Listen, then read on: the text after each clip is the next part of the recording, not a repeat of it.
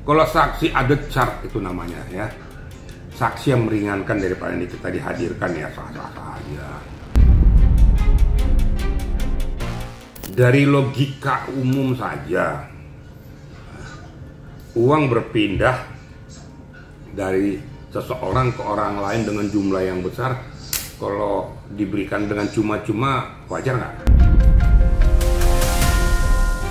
Kalau kita harus bertanyakan, berarti ada sesuatu peristiwa. Nah, peristiwa ini apa? Ya itu yang terjadi sesuai dengan dakwaan daripada JPU tadi.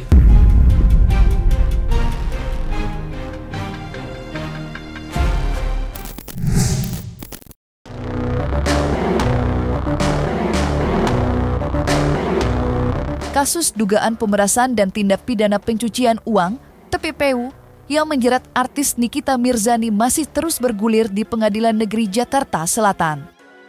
Pada persidangan yang digelar Kamis kemarin, pihak Nikita menghadirkan saksi ahli untuk memberikan keterangan di hadapan majelis hakim.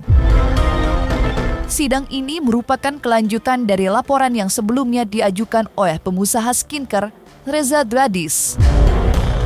Menanggapi langkah tersebut, mantan staf ahli Kapolri, Riki Sitohang, menyebut bahwa menghadirkan saksi ahli merupakan hak bagi Nikita Mirzani sebagai terdakwa.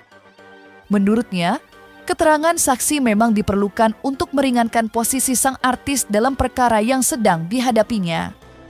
Lebih jauh, purnawirawan lulusan APO 1983 itu turut memberikan pandangannya mengenai substansi perkara.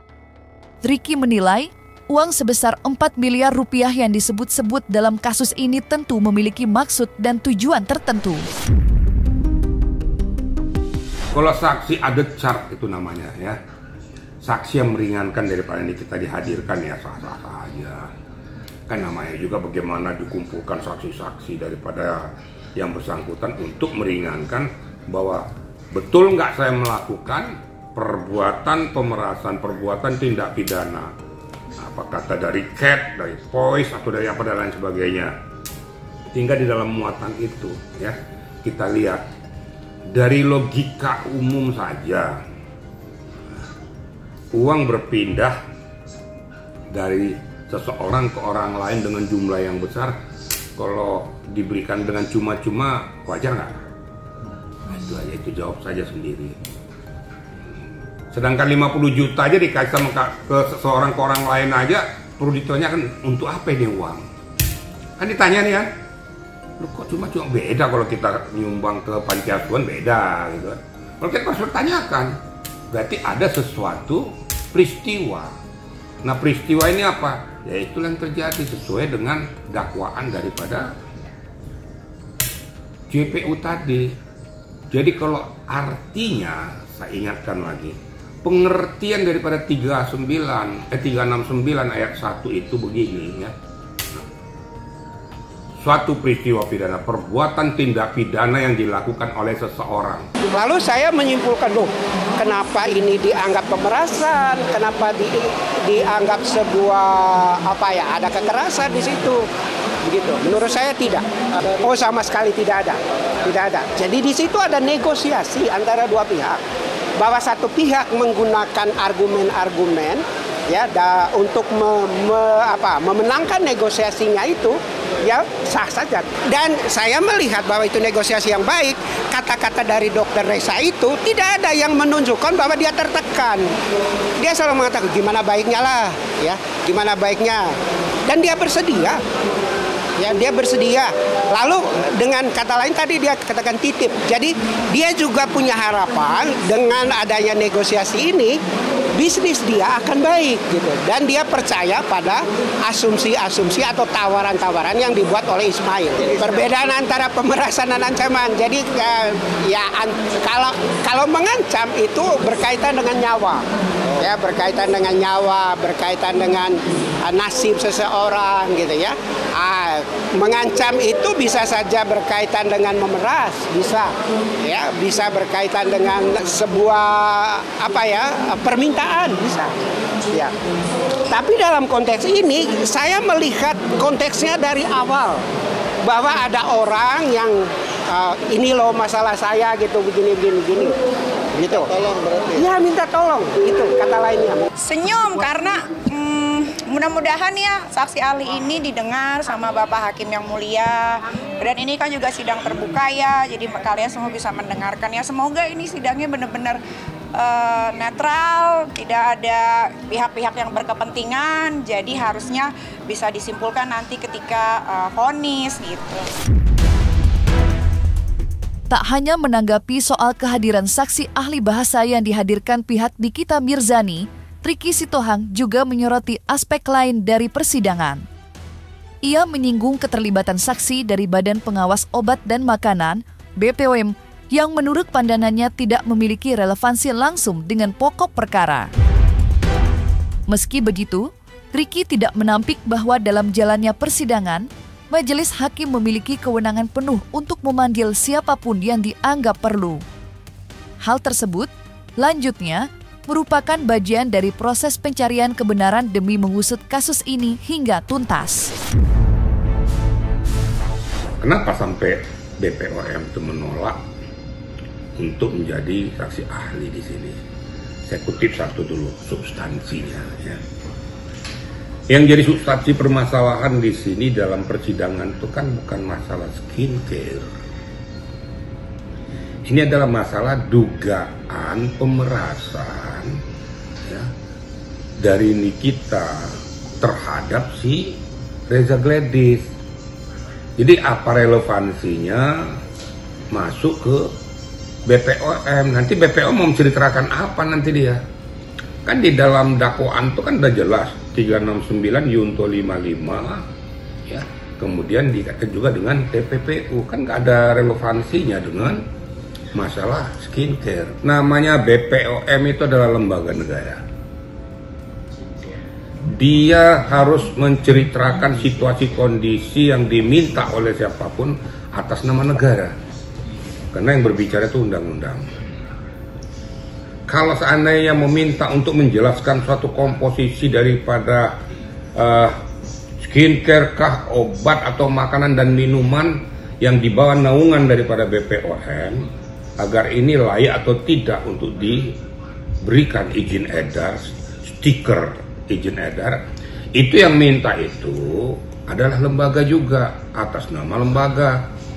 Untuk kepentingan apa? Bukan untuk kepentingan perorangan, tapi kepentingan seluruh rakyat Indonesia. Itu merupakan publikasi ke seluruh Indonesia bahwa ini loh etika prosedur yang benar tuh.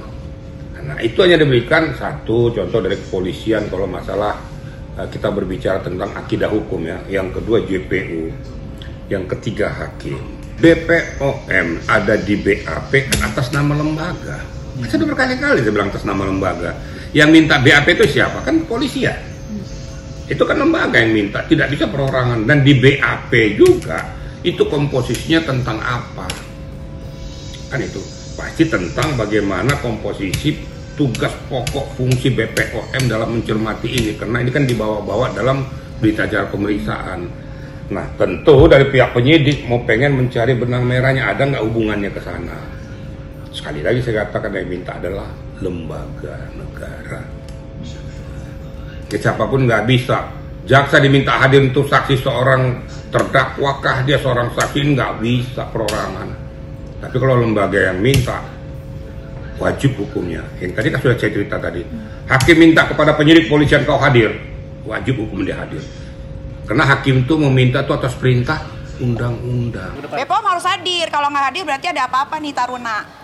Apa dugaannya, ada apa ya dugaannya? Yang tahu hanya dia, Tuhan dan orang yang deket-deket dia yang tahu. Mudah-mudahan harus datang ya. Karena BPOM itu kan netral, harus netral. Karena kemarin kan Bapak Tarunanya bilang bersedia hadir jika dibutuhkan. Tiba-tiba dia lupa ingatan dengan omongannya sendiri. Tiba-tiba harus begini begitu. Mudah-mudahan minggu depan bisa hadir. Harus. Karena kita kalau bikin skincare atau produk apapun kan melalui BPOM gitu. Kalau BPOM nggak mau hadir, ya udah nggak usah ada BPOM, bubarin aja. Dengan terus bergulirnya persidangan kasus dugaan pemerasan dan TPTU ini, otomatis masa penahanan Nikita Mirzani juga semakin panjang. Jika dihitung, sang artis sudah cukup lama mendekam di balik jeruji dan diprediksi masa tahanannya akan kembali bertambah, mengingat jalannya persidangan yang masih memerlukan waktu panjang hingga putusan final. Situasi tersebut turut menjadi sorotan publik, bahkan mengundang komentar dari Irjen Pol Purnawirawan Friki Sitohang. Ia menilai, isu mengenai lamanya penahanan Nikita memang wajar menjadi perbincangan hangat, sebab menyangkut aspek keadilan dan perlakuan hukum yang diterima seorang terdakwa. Menurut Riki, polemik penahanan ini tidak bisa dilepaskan dari kontroversi besar yang melingkupi kasus tersebut. Di satu sisi, aparat penegak hukum berpegang pada aturan formal, sementara di sisi lain, publik mempertanyakan apakah penahanan berkepanjangan benar-benar diperlukan. Ya, sepanjang 1 tahun penuh, 365 hari, itu dari mulai penyidik, JPU, dan hakim itu mempunyai hak untuk melakukan penahanan. Itu diamanatkan di KUHP, di undang-undang. Jadi kalau batas 365 hari, dia juga belum diputuskan oleh hukum, baru dia dilepaskan demi hukum. Itu loh. Kalau dibilang 1 bulan yang mana? Baru 9 bulan kok. Dari mana hitungannya nih media ini 1 bulan lagi? Nah, pertanyaan saya kembali saya balikin, sejak ditahan dia kapan? 4 Maret 2025. Apa? 4 Maret 2025. Ya hitung aja sampai bulan depan berapa bulan? Berapa? November tuh sampai akhir Oktober tuh 8 bulan. 8 bulan kan? Terus hitungan kalian di mana batas penahannya sebulan lagi habis? Majelis Hakim, Bapak. Majelis Hakim. Apa? Kan tanggal 28 itu dia harus sudah putusan, jadi Majelis Hakimnya kemarin bilang. Majelis Hakim itu batas penahanannya oleh siapa? Kan di hakim kalau seandainya masih belum, kan hakim bisa memperpanjang penahanannya dengan menggunakan kewenangan hakim. Udah 60 hari kan? Belum juga diajukan ke JPU. Si penyidik minta kepada JPU untuk memperpanjang ini. Berarti menggunakan kewenangan JPU tambah 30 hari lagi gitu loh kira-kira. Kira-kira bisa dipahamin ya? Oke?